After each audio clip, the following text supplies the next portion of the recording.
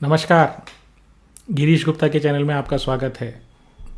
आज कार्यक्रम के पहले हिस्से में हम आपके सामने लाए हैं ऐसे 5 शेयर जिनमें इंस्टीट्यूशंस ने लगातार खरीदारी की है और पिछले जो 4 क्वार्टर हैं उनमें लगभग हर क्वार्टर में उस शेयर में उनकी हिस्सेदारी बढ़ी है। और जब इस तरह से लगातार इंस्टीट्यूशंस का पार्टिसिपेशन किसी शेयर में होता है तो शेयर का भाव भी साथ के साथ बढ़ता है।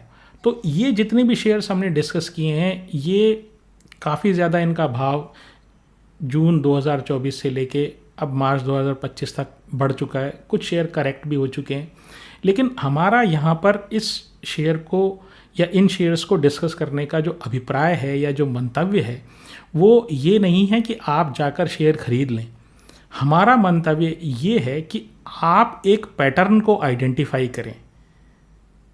तो अगर वो पैटर्न कि किस तरीके के शेयर्स या किस तरह के फाइनेंशियल मैट्रिसेस आपको किसी शेयर में देखने चाहिए, जिससे आपको प्रिलिमिनरीली ये पता लग जाए कि क्या ये शेयर विचार योग्य है। साथ ही मैं आपको ये बता दूं कि हमेशा आपको बिजनेस मॉडल की समझ होनी चाहिए। उसका बिजनेस मॉडल समझना आपको बहुत आवश्यक है, क्योंकि बिजनेस मॉडल की समझ से आप कंपनी के फ्यूचर को एंटिसिपेट कर सकते हैं और फाइनेंशियल्स की सहायता से उस कंपनी की फाइनेंशियल स्थिति आप पता कर सकते हैं। फाइनेंशियल्स जो होते हैं हमारे वो कंपनी के पास्ट को दिखाते हैं, और जो बिजनेस मॉडल की समझ है और कंपनी की जो कॉन कॉल से रिलेटेड रिकॉर्डिंग्स है वो कंपनी के फ्यूचर प्लान्स को बताती हैं। इसलिए ये दोनों चीज़ें अति आवश्यक है किसी शेयर को खरीदने या बेचने के एनालिसिस के लिए। यहाँ मैं फिर एक बार आपको बता दूं कि हमेशा की तरह मेरी इन शेयर्स में कोई खरीदने या बेचने की राय नहीं है। कृपया आप अपने फाइनेंशियल एडवाइज़र से पूछ के ही कोई काम करें। ये एक सिंपल आपके सामने फ्रेमवर्क है, या आप ये समझ लीजिए ये एक स्ट्रक्चर मैं बनाने का प्रयास कर रहा हूँ, जिससे एक इंटेलिजेंस गेस आप लगा सकें कि किस तरह के शेयर्स जो होते हैं ना वो इंस्टीट्यूशंस की पसंद के होते हैं। तो चलिए शुरू करते हैं। यहाँ पर मैं कंप्लीट डिटेल्ड एनालिसिस कंपनी का नहीं कर रहा हूँ। यहाँ पे मैं कुछ उसका ब्रीफ आपके सामने रख रहा हूँ, कुछ फाइनेंशियल्स का और कुछ वो कंपनी 1 या 2 लाइन में कि वो कंपनी क्या करती है। अगर आपको इन शेयर्स का या इनमें से किसी शेयर का डिटेल्ड एनालिसिस चाहिए तो आप कृपया कमेंट सेक्शन में लिख दें। वो हम एक एक करके हर एक दिन एक एक 2 कंपनी लेके इन शेयर्स का एनालिसिस पूरा डिटेल में कर देंगे। तो पहला जो शेयर है उस शेयर का नाम है अनूप इंजीनियरिंग। तो देखिए अनूप इंजीनियरिंग जो है ये अरविंद लिमिटेड से डीमर्ज हुई थी और कैपिटल गुड इंडस्ट्री में है। तो क्या चीज़ बनाती है, ये हीट एक्सचेंजर बनाती है।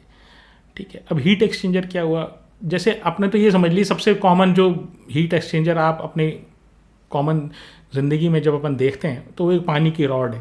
तो पानी की रॉड जो होती है ना वो हीट एक्सचेंजर है। वो रॉड में से रॉड के अंदर जो तार है उसकी हीट को पानी में ट्रांसफ़र कर देती है। बस बिल्कुल सेम हीट एक्सचेंजर आप जो है इंडस्ट्री में भी काम आता है। तो हीट एक्सचेंजर से रिलेटेड और कई भी और प्रोडक्ट भी हैं तो वो ये बनाती है। कंपनी का मार्केट कैप 6080 करोड़ से, ROE 21% है, डेट टू इक्विटी नेग्लिजिबल है, PE 47 का है। तो देखिए ये जो 5 कंपनी है ना इनके ये सारे फाइनेंशियल मैट्रिसेस आप एक बार गौर से सुने और इनमें से एक पैटर्न आइडेंटिफाई करने की कोशिश करें कि अगर किस तरह की कंपनीज जो है ना फाइनेंशियल मैट्रिसेस वाली कंपनीज इंस्टीट्यूशंस को पसंद आती हैं। इसके बाद जून 2024 में FII की होल्डिंग 1.18 थी जो मार्च 25 में 4.6 हो गई। DII की होल्डिंग इसी पीरियड में यानी जून 24 से मार्च 25 में 11% से 15% हो गई, और जो प्रमोटर की होल्डिंग है वो 41.25 से 41 हो गई।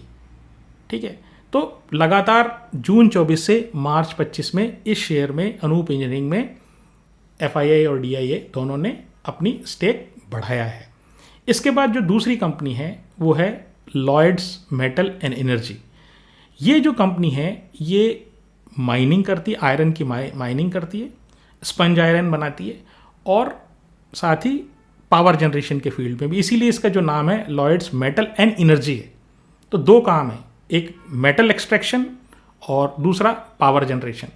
तो जो स्पंज आयरन बनाती है ये बेसिकली, तो स्पंज आयरन क्या होता है, तो स्पंज आयरन ये होता है कि स्पंज जो आयरन होता है ना, आयरन ओर, उसको पिघलाया नहीं जाता, उससे थोड़ा सा पहले उसमें से किसी एक प्रोसेस के द्वारा ऑक्सीजन बाहर निकाल दी जाती है, ठीक है। इसके कारण वो एक स्पंज जैसा स्ट्रक्चर वो आयरन का बन जाता है, इसलिए इसको स्पंज आयरन कहते हैं। स्टील बनाने के काम आता है, आप ये समझ लें। अब इस कंपनी का जो मार्केट कैप है वो 67,000 करोड़ है, 67,000। ROE 32% है, डेट टू इक्विटी 0.12 है, यानी हर 100 रुपये की इक्विटी पे इस पर जो कर्जा है वो 12 रुपये का है, और PE 47 है।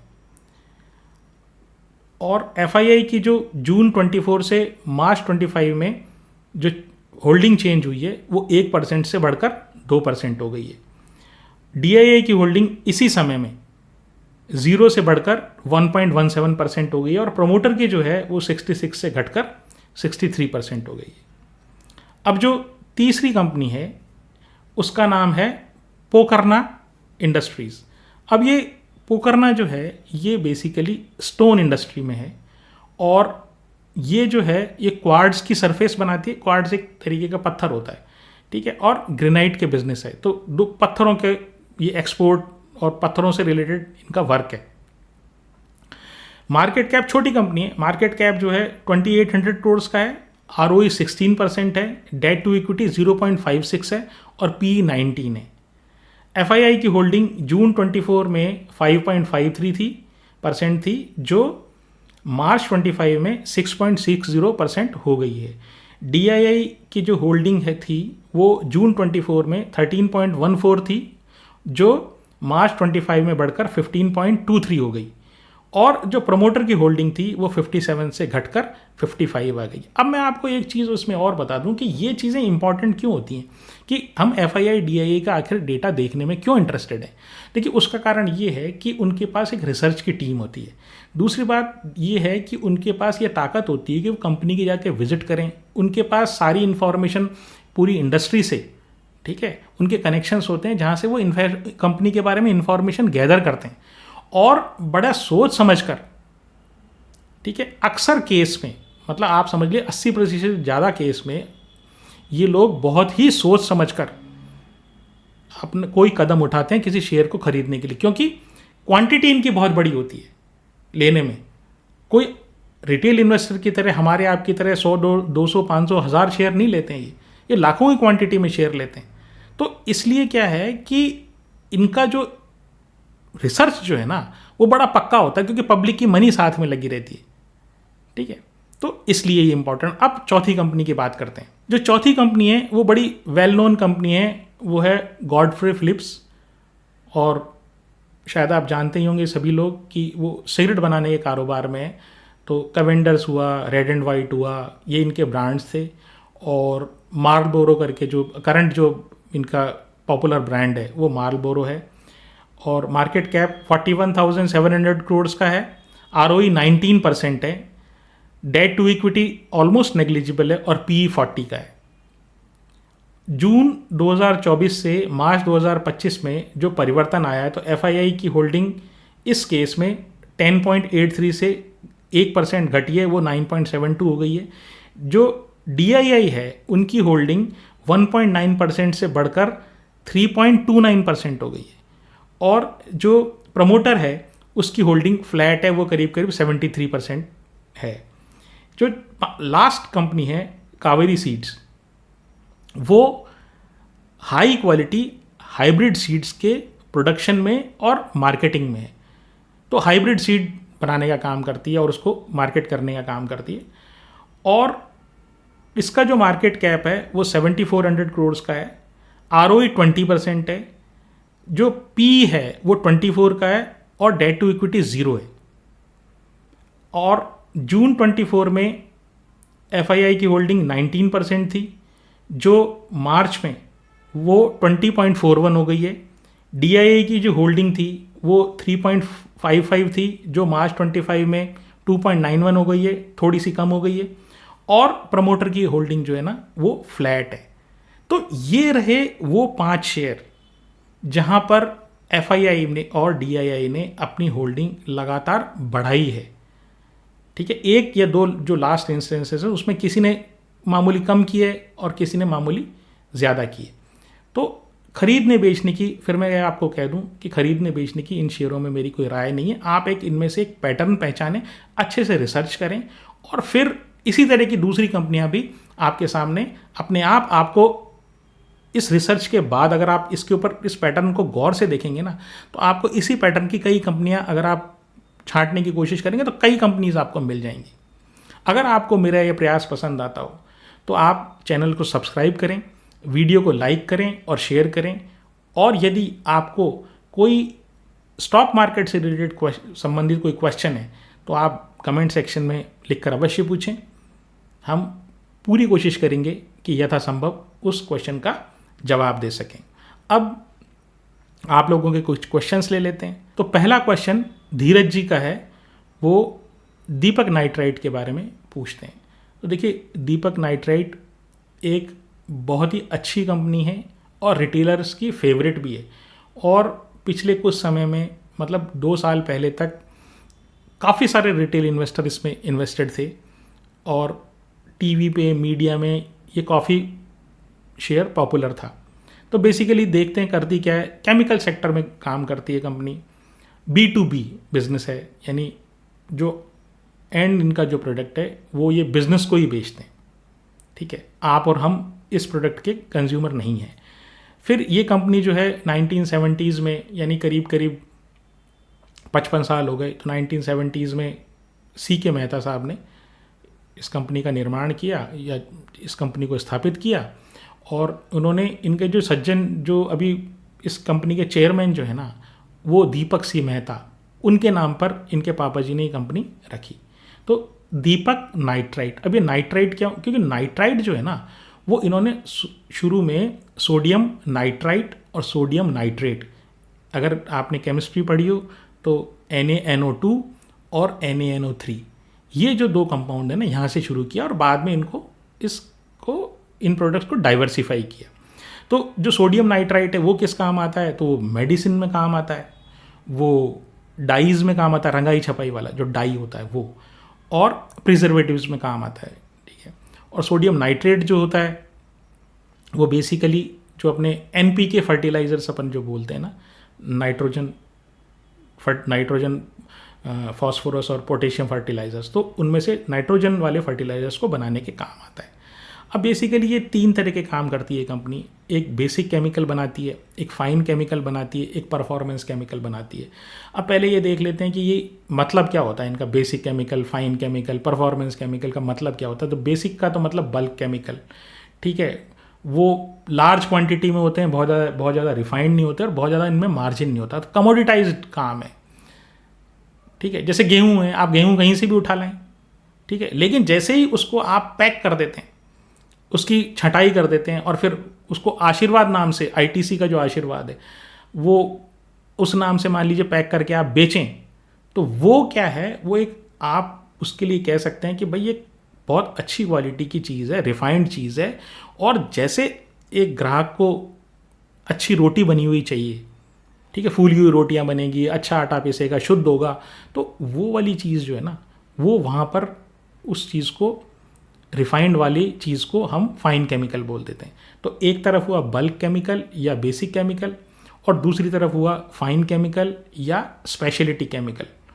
ठीक है, स्पेशलिटी केमिकल का मतलब वो एक पर्टिकुलर एप्लीकेशन में काम आता है। जैसे सॉस के लिए कोई पर्टिकुलर विनेगर बनाना है आपको, तो सॉस के लिए जो फूड ग्रेड का जो विनेगर होगा ना, वो फाइन केमिकल में आता है।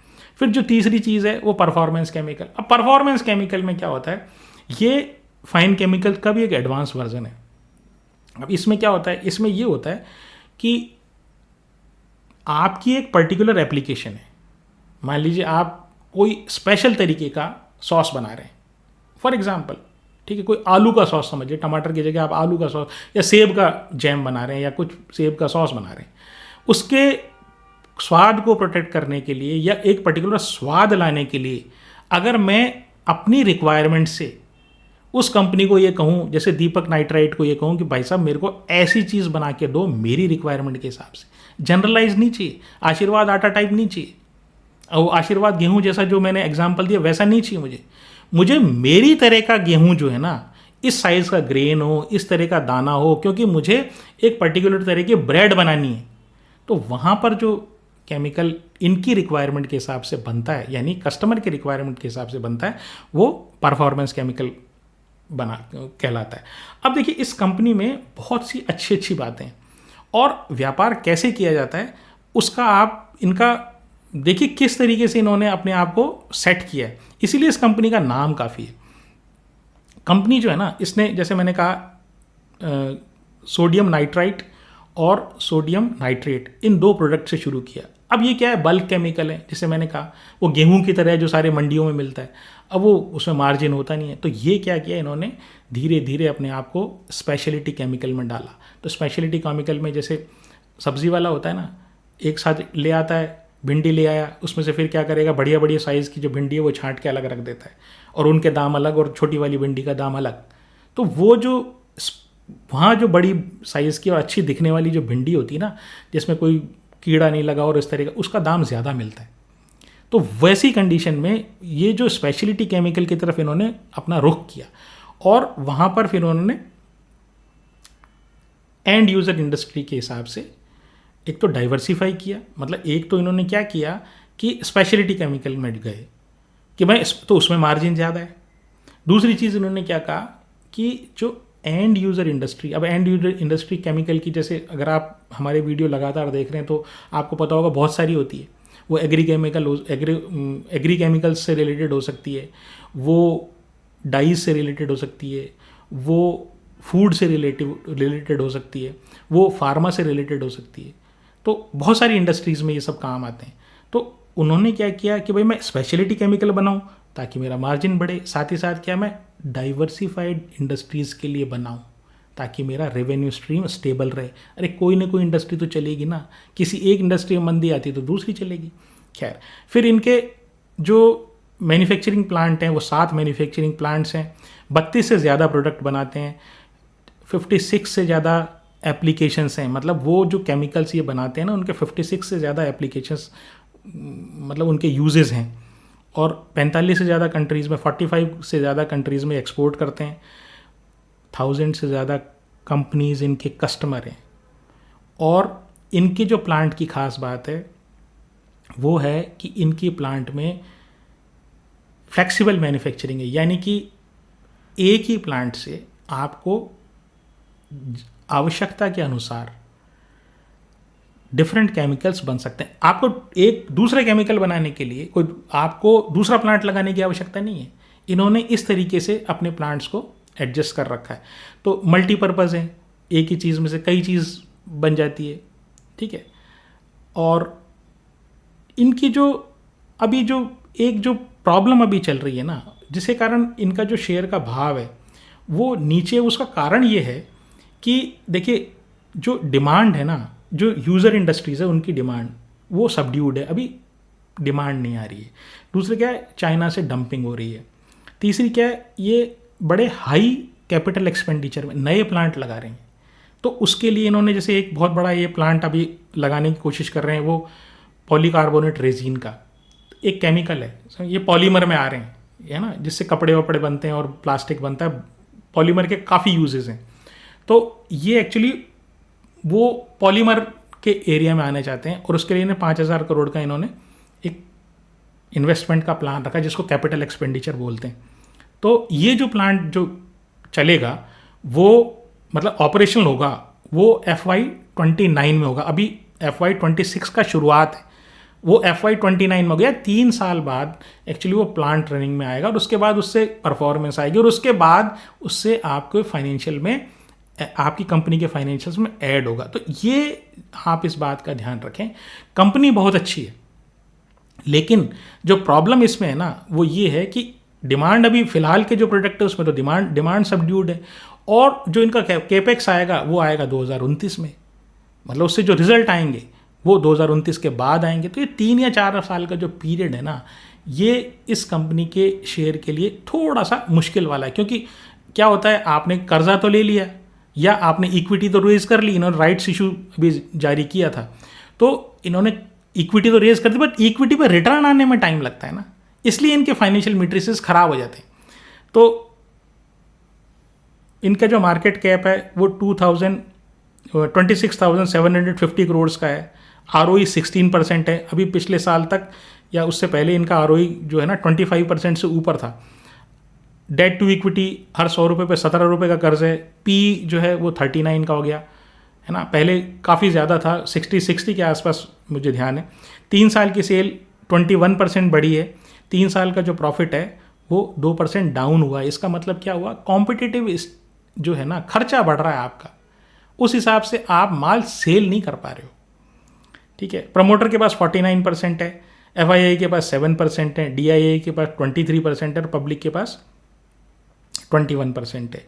तो अब इस सब की जो पूरी जो बात रही ना, या इस पूरा एनालिसिस में जो खास बात उभर के आती है वो ये है कि देखिए ये कंपनी में प्रॉब्लम नहीं है, एक्सपीरियंस इसके प्रमोटर हैं, और जो कंपनी है ना अपने जितने भी प्रोडक्ट ये बनाती है उसमें या तो मार्केट लीडर है ना, या पहली 3-4 कंपनीज में वर्ल्ड वाइड और इंडिया में भी, तो बड़ी अच्छी कंपनी है ये। लेकिन आप अगर इसके भाव से रिलेटेड बात करेंगे ना, तो या तो डिमांड आ जाए, ठीक है, या चाइना से डंपिंग बंद हो जाए, या इनका कैपेक्स आ जाए।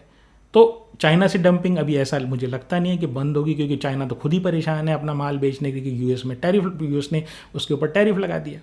तो उसके पास जो जितने भी ये दूसरे डेवलपिंग कंट्रीज़ वाले जो मार्केट हैं उसमें वो सस्ते दाम पर बेच रहे हैं। डंपिंग का मतलब ये है कि आप जिस रेट पे अपने कंट्री में प्रोड्यूस करते हो ना, उससे भी रेट पे नीचे बेच देना, ताकि जो डोमेस्टिक इंडस्ट्री है ना वो ख़त्म हो जाए। तो ये डंपिंग का एक सिंपल एक्सप्लेनेशन है। तो कंपनी ठीक है, लेकिन अभी इसके जो परफॉर्मेंस आने में इसको टाइम लग सकता है, कंपनी में प्रॉब्लम नहीं है। फिर देवाशीष साहब जो हैं वो गो कलर्स के लिए का बिजनेस एनालिसिस जानना चाहते हैं। तो देखिए ये गो कलर्स जो है ये B2C बिजनेस में, बिजनेस टू कंज्यूमर, बड़ा इंटरेस्टिंग बिजनेस मॉडल है ये, आप देखिएगा इसको। और इनका IPO नवंबर 2021 में आया। क्या इनका प्रोडक्ट है, इनका प्रोडक्ट है विमेंस बॉटम वियर, यानी कि उनके जो शॉर्ट्स, पैंट्स, जीन्स, ये जो महिलाओं की जो कपड़े हैं ना कमर से नीचे पहनने वाले, ठीक है, वो वाले जो कपड़े हैं उनमें ये मार्केट लीडर है ब्रांडेड गुड्स में। मतलब ब्रांडेड जितने भी आइटम आते हैं वीमेंस बॉटम वियर में, वहाँ पर इनका 8% से ज़्यादा मार्केट शेयर है। ठीक है, अब क्या क्या बनाते हैं, तो देखिए बड़ा वाइड रेंज है इनके कपड़ों की। अच्छा, ये गो कलर्स क्यों इन्होंने रखा, इनका जो फोकस है ना, देखो महिलाओं को, आपके घर में महिलाएं हैं तो आपको ये बात पता होगी कि उनकी जो चॉइस है ना वो बड़ी वाइड होती है, आसानी से उनको चीज़ पसंद नहीं आती है ना, मतलब उनको डिफरेंट चीज़ें चाहिए। दो चीज़ें अगर दो महिलाओं की अगर एक ही पार्टी में सेम चीज़ हो गई ना तो उनको बड़ा बुरा लगता है। तो ये जो गो कलर्स है ना, इनका फोकस है ना वो कपड़ा और उसके कलर पे है। तो इनका ये देखिए 50 से ज़्यादा तो स्टाइल के बॉटम वियर है और 120 कलर में, मतलब 8, 10, 15, 20 नहीं, 120 कलर से ज़्यादा कलर्स में वो ये आइटम महिलाओं के लिए बनाते हैं। और जो इनका प्राइस रेंज है तो 82% जो इनके आइटम्स हैं उनकी जो कीमत है वो 1050 से नीचे नीचे है, जो एक मिड सेगमेंट वाला है, ना लो सेगमेंट है ना प्रीमियम सेगमेंट है। तो देखिए बिजनेस कैसे कैटर कर रहा है, आपका टारगेट सेगमेंट क्या है, वो मार्केट, ठीक है, ना तो बहुत लोअर वाले सेगमेंट है ना बहुत प्रीमियम वाला सेगमेंट है, और अधिकतर जो सेगमेंट है ना वो मिडिल क्लास वाला सेगमेंट जो है वो, तो उसके लिए इन्होंने बड़ा अफोर्डेबल प्राइसिंग रखी है। तो 82% जो इनका आइटम है उसकी कीमत जो है 1050 से कम है। ठीक है, और बनाते क्या क्या हैं, एथनिक वियर बनाते हैं, जैसे चूड़ीदार हो गया, वेस्टर्न जैसे जीन्स वगैरह हो गया, और फ्यूज़न एथनिक और वेस्टर्न का मिक्स। फिर एथलेजर, तो ये आप जिम में भी चले जाओ और आप पार्क में भी घूमे आओ और आप घर में भी काम करो, लेगिंग्स वगैरह। फिर डेनिम बनाते हैं जो प्योर जीन्स है। फिर लाउंज वियर है, वो पैंट वगैरह पहनती है जो महिलाएं, ठीक है, लाउंज वियर। फिर गो प्लस है, स्पेशल इनका गो प्लस आइटम है, चूड़ीदार वगैरह बनाते हैं। फिर गर्ल्स वियर है, उसमें वो प्लाजो और ये सारी जो जितनी भी चीज़ें हैं ना वो, तो ये सारे आइटम ये बनाते हैं। अब बात करते हैं कि आइटम तो आपने बना दिए, अब इनका डिस्ट्रीब्यूशन कैसे होता है। तो देखिए इन्होंने 3 फॉर्मेट रखे हुए। 3 फॉर्मेट का मतलब बेचते कैसे हैं। एक है, अगर आपने वो हमारा शीला फोम वाला वीडियो अगर देखा होगा तो उसमें भी हमने फॉर्मेट की बात की थी। वहाँ पर शीला फोम का जो बिजनेस था वो था एक्सक्लूसिव ब्रांड आउटलेट पे फोकस्ड, और जो उन्होंने एक्वायर किया था करलॉन, उसका जो ब्रांड, उसका जो डिस्ट्रीब्यूशन का जो फॉर्मेट था वो मल्टी ब्रांड आउटलेट था। तो इनके जो फॉर्मेट है वो है एक्सक्लूसिव ब्रांड आउटलेट। तो इनका जो फोकस है ना वो एक्सक्लूसिव ब्रांड आउटलेट यानी एक्सक्लूसिव स्टोर बनाते हैं, में अपने खुद के स्टोर रखते हैं। फिर इसके अलावा एयरपोर्ट पे भी अपने स्टोर खोलते हैं। फिर ये लार्ज फॉर्मेट स्टोर जो होते हैं ना उसमें भी ये रखते हैं। अभी लार्ज फॉर्मेट स्टोर क्या हुआ, वो जैसे मान लीजिए रिलायंस ट्रेंड है, उसमें क्या होता है, जो आपका कॉस्मेटिक्स के आइटम भी मिलेंगे, और आपको हो सकता है शूज़ वगैरह भी मिले, और आपको हो सकता है आपका बॉटम वियर भी मिले। तो ये तो हुआ लार्ज फॉर्मेट स्टोर, ठीक है, डिपार्टमेंटल स्टोर टाइप चीज़ें जिसमें एक तरह की चीज़ें मिलती हैं, मतलब खाने पीने की नहीं मिलेगी, जैसे लाइफस्टाइल से रिलेटेड जैसे वो। और ये मल्टी ब्रांड आउटलेट क्या होता है, उसमें क्या होता है, एक ही तरह की चीज़ें मिलती हैं, यानी कि आपको कपड़े मिलेंगे लेकिन डिफरेंट ब्रांड्स के मिलेंगे। मतलब जो लार्ज फॉर्मेट स्टोर है उसमें टाइप ऑफ गुड्स जो है ना वो भी डिफरेंट हो सकती है, लेकिन जो मल्टी ब्रांड आउटलेट है उसमें मिलेंगे अगर कपड़े तो कपड़े ही मिलेंगे और कोई चीज़ नहीं मिलेगी, लेकिन डिफरेंट ब्रांड्स के मिलेंगे। और एक्सक्लूसिव जो EBO है, एक्सक्लूसिव ब्रांड आउटलेट, उसके लिए तो मैंने बता ही दिया आपको कि वो जो है एक्सक्लूसिव शोरूम जिसको बोलते हैं वो, ठीक है। इनका डिज़ाइन ये जो करते हैं ना वो इस तरीके से करते हैं कि आपको बाहर से देखते ही ये समझ में, चाहे एयरपोर्ट पे हो, चाहे एक्सक्लूसिव ब्रांड आउटलेट हो, चाहे आपका जो लार्ज फॉर्मेट स्टोर हो, मल्टी ब्रांड आउटलेट हो, कुछ भी हो, उनका डिज़ाइन इस तरह से होता है कि आपको तुरंत पता लग जाए ये गो कलर्स का शोरूम है। इससे क्या होता है, ब्रांड रिकॉल होती है, तुरंत समझ में आ जाता है आदमी को यार ये वाले चीज़ है। तो इस जो कपड़े हैं ना, कपड़ों का बाज़ार ऐसा ही है, कपड़ों में क्या है, ब्रांडिंग बड़ा इंपॉर्टेंट है।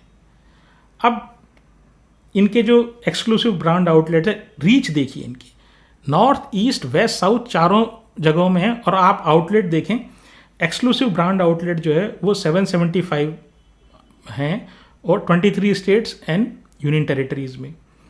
जो लार्ज फॉर्मेट स्टोर हैं इनके वो 2299 हैं, 2299, 2300 समझ लें, वो 31 स्टेट्स और यूनियन टेरिटरीज़ में। और ये जो बेचते हैं ना, ये ऑनलाइन भी बेचते हैं, लार्ज फॉर्मेट स्टोर से भी बेचते हैं, आप एक्सक्लूसिव ब्रांड आउटलेट से भी बेच रहे हैं, ठीक है, और मल्टी ब्रांड आउटलेट में से भी बेच रहे हैं। तो सारे इनके मतलब मल्टी चैनल डिस्ट्रीब्यूशन का इनका नेटवर्क है। ग्राहक कहीं से भी आए, हमको मतलब जहाँ से ग्राहक कन्वीनियंट अपने आप को महसूस कर सकता है ना, वहाँ इनके कपड़ों की प्रेजेंस है। फिर ये जो मैन्युफैक्चरिंग करते हैं खुद नहीं कराते, तो इनके क्या है, 135 सप्लायर्स हैं, ठीक है, और 65 जो है जॉब वर्कर्स हैं। इनको क्या देते हैं भाई, इस तरह का जो है आप, ये तो सिर्फ डिज़ाइन देते हैं, जो अकॉर्डिंग जो ट्रेंड चल रहा होता है बाज़ार में उसके हिसाब से ये डिज़ाइन देते हैं, और डिज़ाइन के हिसाब से अपना सप्लायर्स को और जॉब वर्कर से अपना काम कराते हैं। तो अब इस कंपनी का रहा मार्केट कैप 4000 करोड़, ROE 15%, ठीक है, P 46 का, डेट टू इक्विटी हर 100 रुपये पर 75 रुपये का कर्ज है। और अगर आप हमारे वीडियो लगातार देख रहे हैं तो आपको ये बात पता लग जाएगी अगर ऐसा क्यों है, क्योंकि ये वर्किंग कैपिटल हैवी है, क्योंकि आपको कपड़े तैयार करके रखने पड़ेंगे ना, तभी तो आप उसको ग्राहक को चॉइस दोगे, ठीक है। तो ये, और 3 साल की जो सेल है इनकी वो 45% बढ़ी है, जो प्रॉफिट है वो 189% बढ़ा है, प्रमोटर के पास 53% है, FII के पास 12% है, DII के पास 33% है, और पब्लिक के पास 2.25% है। तो इसमें प्रॉब्लम क्या है, इसका प्रॉब्लम जो सबसे बड़ी है ना वो एक तो हाई वर्किंग कैपिटल है, दूसरा क्या है, कंपटीशन बहुत ज़्यादा टफ है, और ब्रांडिंग बहुत मुश्किल है, ठीक है, आसानी से क्या है, ट्रेंड चेंज हो जाता है बाजार में, और लोग बाग क्या है, वो जो ट्रेंड चेंज होता है, जो नया ट्रेंड, तो आपको क्या है, ये तो ट्रेंड के साथ रहना पड़ता है। वो जो पुराना जो माल आ गया उसका क्या करोगे, जो आपने बनवा लिया उसका क्या करोगे आप? वो किताबों की तरह तो है नहीं कि किताब के आगे के 4 पन्ने फाड़े और पीछे के 4 पन्ने फाड़े। अगर सिलेबस चेंज हो गया तो, अगर पब्लिशर कोई है, सिलेबस चेंज हो गया तो 4 पन्ने आगे के 4 पन्ने पीछे के, बीच का चैप्टर फाड़ा, नए पेज लगाया, बाइंडिंग किया, दे दिया। आप कपड़ों में कैसे करोगे? तो ये एक बड़ी मुसीबत है। ठीक है, वर्किंग कैपिटल हैवी मैंने बता ही दिया, ट्रेंड चेंज करने का मैंने आपको बता ही दिया, ब्रांडिंग बहुत मुश्किल है। अब ये जो 2% है, हमारे जो मित्र हैं ये देवाशीष जी, उन्होंने कहा कि भैया पब्लिक की होल्डिंग तो इतनी कम है, फिर भी ये शेयर नीचे क्यों जा रहा है? देखिए, पब्लिक की होल्डिंग या किसी की भी होल्डिंग जो है ना, जब कोई चीज़ नीचे जाती है ना, उसमें किसी भी चीज़ की आवश्यकता नहीं होती, वो अपनी ग्रेविटी से नीचे जाती है। पब्लिक की होल्डिंग हो या कोई लेने वाला नहीं होगा मान लीजिए, तो अपने आप नीचे चलती जाएगी। सेलर डेस्परेट हो जाता है, ठीक है, कोई लेने वाला आ जाए वो बात दूसरी है। ठीक है, तो क्या है, दूसरी बात ये कि ये सब चीज़ें जो है ना, ये सिर्फ एक पॉइंटर है। आप कभी भी किसी पब्लिक की होल्डिंग को देख के या एफआईआई की होल्डिंग को देख के या डीआईआई की होल्डिंग को देख के डिसीजन मत कीजिए। शेयर सिलेक्शन जो है ना, वो एक आर्ट है, उसमें चारों तरफ आपको घुमा के देखना पड़ता है, आखिर क्या चीज़ कहाँ लगती है, क्या चीज़ कहाँ फिट हो रही है, और फिर उसके बाद आपको एक समझदारीपूर्ण निर्णय करना होता है। ना स्मॉल कैप ना मिड कैप, मतलब एक चीज़ कभी भी आप शेयर बाजार में ये नहीं कह सकते कि अगर ये 4 चीज़ें मिल गई ना तो बस ये शेयर तो मल्टीबैगर है। तो आज के लिए इतना ही। नमस्कार, धन्यवाद, जय हिंद।